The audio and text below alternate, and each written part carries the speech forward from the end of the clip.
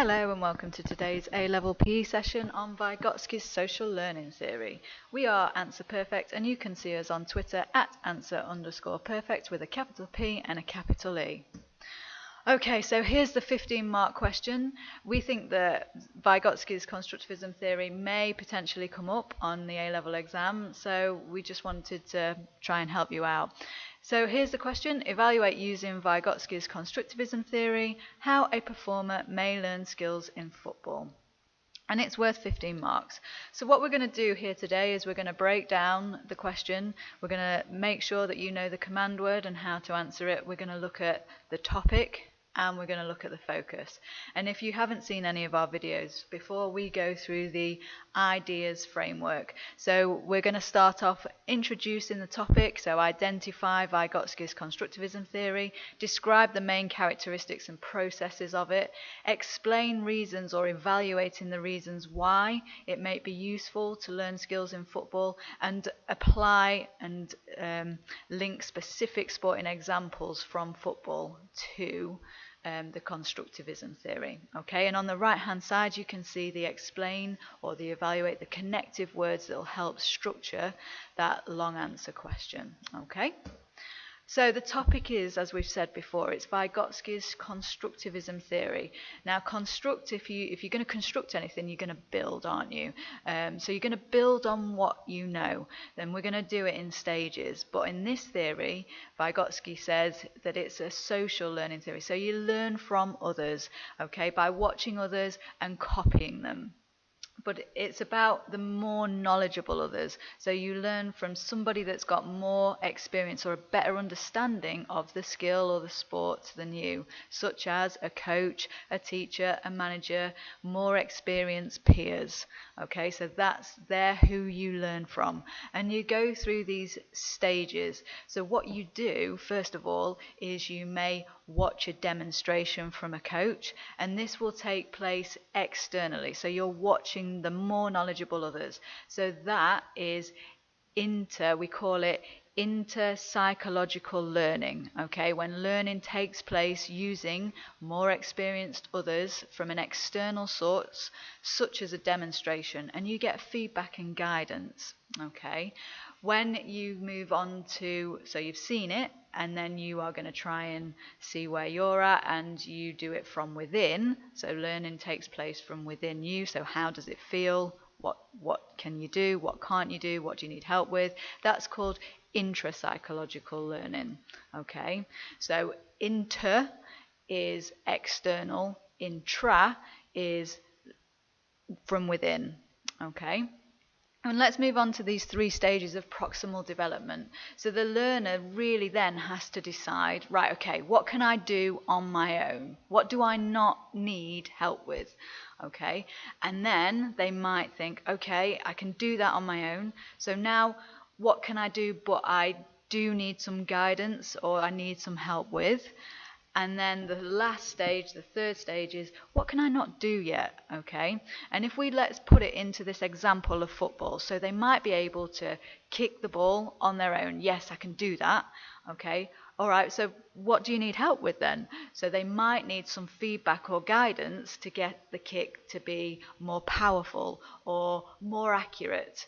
Okay, so they can't do that bit without help. And what can you not do at all then yet? Well, they might not be able to kick the ball and score a goal if we're looking at accuracy and power if there's a goalkeeper in, or they might not be able to pass the ball if there's players coming at them or against other players. Okay, so there's just a couple of examples there. So passing the ball or striking the ball, but it lacks power and accuracy. They might have help with that, but they can't actually score the goal yet, or they can't make that successful pass whilst defenders are coming at them. Okay, happy with that? Alrighty then, let's move on. Alright, so let's break this question down. So the command is evaluate. So you're going to have to say the positives and negatives of using Vygotsky's constructivism theory, and then you're going to have to make sure that you relate it to, in this case, the focus is skills in football. So look at simple skills, passing or shooting or dribbling. okay, and then link it specifically to those skills. All right, let's do this. We know the question, we know that it's 15 marks.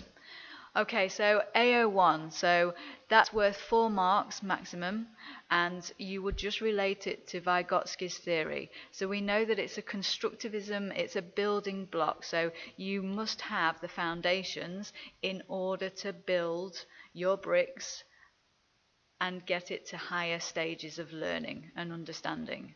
Okay, so how do you understand it? How do you learn from the start? Well, you're going to learn from others. You're going to learn by watching other people do the skill and look at their technique. So you're going to learn from a demonstration. And we've already said the more knowledgeable other. Okay, in which case we've already said teacher, coach, or more experienced peers or managers.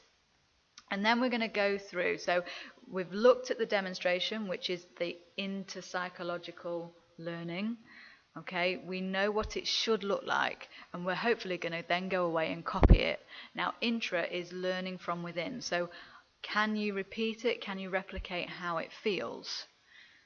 Okay, what can you do yet? So remember, you go through the zone of proximal development, those 3 stages. What can you do? What can I do with help, and what can't I do yet? Okay, so the 3 stages.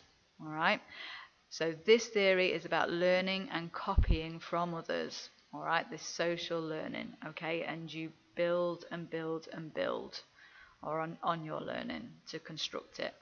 Okay, and if you put all that, then you're going to get 4 marks, so 4 out of 15 for AO1.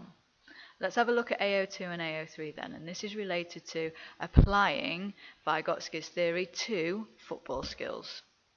So you get 5 marks for AO2, and so let's pick out a simple skill, so kicking a ball or passing a ball. Let's go for shooting, so we're going to strike the ball. Okay, we can do that on our own. Brilliant. Okay, we've seen it, so we've looked at the more knowledgeable others, we've got the demonstration. Okay, that was inter-psychological learning, don't forget. Okay, and now what do I need help with? Well, my shot really lacked direction, it lacked power, and it lacked accuracy. So I need help from them. So they will give you help, okay? They will give you some feedback, they'll give you some guidance, all right, to help you construct what you need to be able to do to move forward.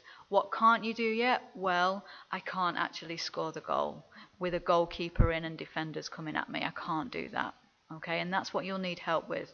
What does that depend on? Well, it all depends on the experience of the learner, the skill level of the learner, how they really learn as well. And this is where we'll come into the advantages and disadvantages of the constructivism theory, moving on to AO3. So, AO3, it's worth your 6 marks. Okay, so you have to say the positives, you have to say the negatives, and you have to make that conclusion of is Vygotsky's constructivism theory useful for learning skills in football. Okay, so we know again that it's learning from others, it's a form of social learning. Okay, we've got to interact with the more knowledgeable others. We must obviously get some feedback, we've got to get guidance. So again, you can use areas of knowledge from other topic areas such as feedback, guidance. Well, what type of guidance are they using? Well, they've got to use visual because they're going to demonstrate, and I would say verbal as well. So they're going to highlight simple but correct cues for you to focus on. And also, if it's novice, then you would obviously limit the amount of verbal communication, okay, and you will keep it really simple so the learner will pick it up a lot quicker. Okay, they might mechanically put you into the position that you need to be at. So it might be that you're standing front ways onto the ball instead of sideways on, rotating the hips. You might not be drawing your leg far enough back, okay, in order to apply that power. It might be that you're not striking the ball with the correct part of the foot, okay, so but they will have to break it down. So the advantages are that it is really personalized. It depends upon the learner.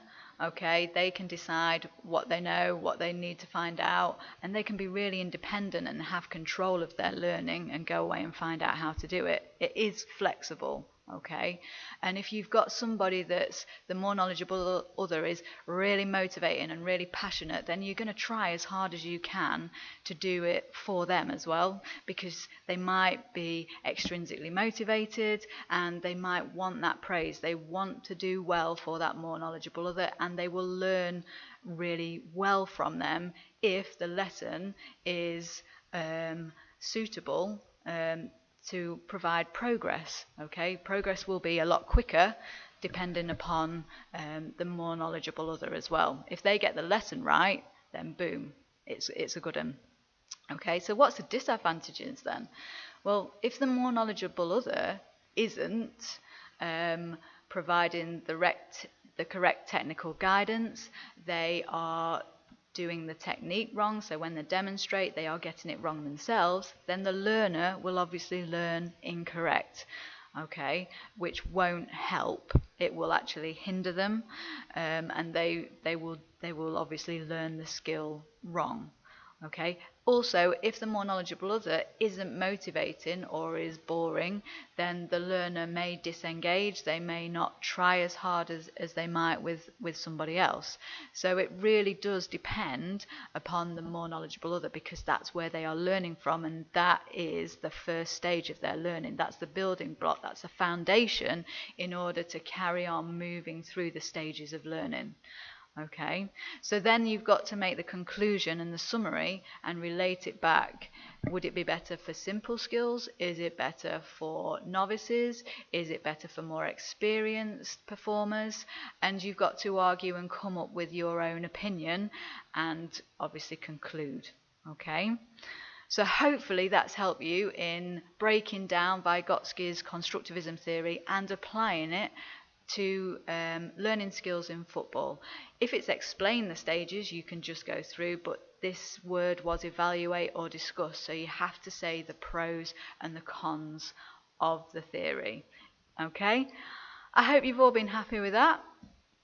We've been Answer Perfect. It has been specific for A-level PE. If you want, you can find more information at answer_perfect on our Twitter page. And remember, it is a capital P and a capital E. Good luck for your exam. Goodbye for now. Thank you. See you later. Bye-bye.